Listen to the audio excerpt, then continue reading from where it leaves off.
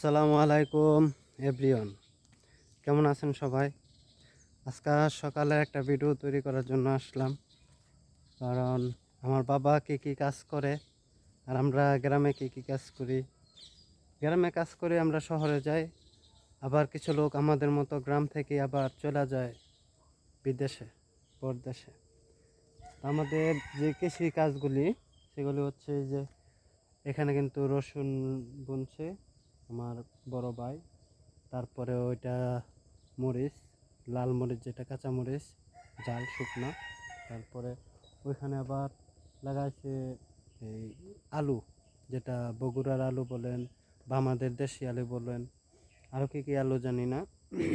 আমি কৃষি জমি খুব কমই চাষবাস করি, এত কিছু বুঝি না। তারপরে ওর পাশে আবার লাগাইছে উদিয়া, আমি দেখাইতেছি আপনাদেরকে, আমি একটু কাছে যাই।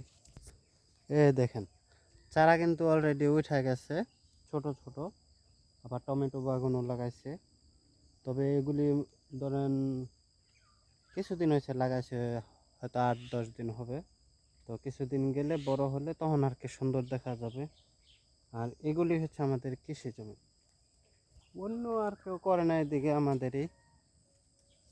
কিন্তু এগুলি করা কিন্তু প্রচুর পরিশ্রম, কারণ এটা তো 1 দিন আর 2 দিনে হয় না। তারপরে কি বলবো, আরও আছে কৃষি জমি, যেটা ধান চাষ করি। ধান কিন্তু এবার আমি বুনছিলাম। তারপরে আবার নতুন করে যেটা ইরি ফসল, সেটাও আমি বুনবো যদি সময় কোলায়। না হয় বিদেশ চলে যাব। বিদেশে তো আর আছে 1 মাস, 1 মাস নাই, 1 দিন কম আছে। এই দেখেন আমার লাউ জুড়ি, এটা কিন্তু আমার হাতের, ঠিক আছে, অনেক সুন্দর না? নতুন, এখনও ফলন আসে নাই।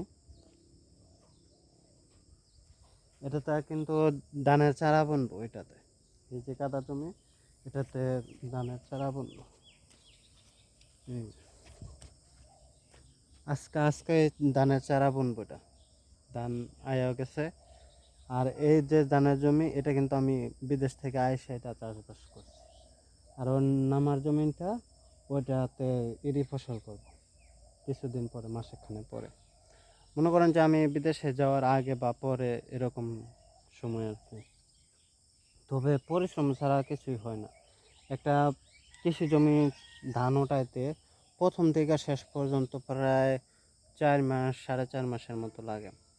এটা আমার আইডিয়া, এবং আমি যে বাবার সাথে কাজকর্ম করি সেই সেই জ্ঞান থেকে বলছি। তো আমার বাবা অনেক পরিশ্রম করে কৃষি জমি। তারপরে অন্য কাজও করতো আগে, এখন তো বাবা বৃদ্ধ হয়ে গেছে। অন্য কাজ বলতে বাবা মাটি কাটা কাজ করতো, ঠিক আছে, কিন্তু পরের বাড়িতে যাইতো না, নিজেরই আর কি। তবে আমাদের একটাকে, পরের বাড়িতে না করলে আমাদের কোনো কিছুই হয় না। আমরা তো মনে করেন কৃষক, ছোট কৃষক, অত সম্পদ নাই, অল্প কিছু আছে, এটা দিয়ে চলে 4-5 জন একটা ফ্যামিলি আর কি। এই হচ্ছে আমার কথা। তো আশা করি আপনি যদি আমার এই ভিডিওটা দেখেন, তাহলে প্লিজ আমার একটা সাবস্ক্রাইব করে দিবেন। আর যদি পারেন একটা ভালো একটা কমেন্ট করে দিবেন কেমন হলো।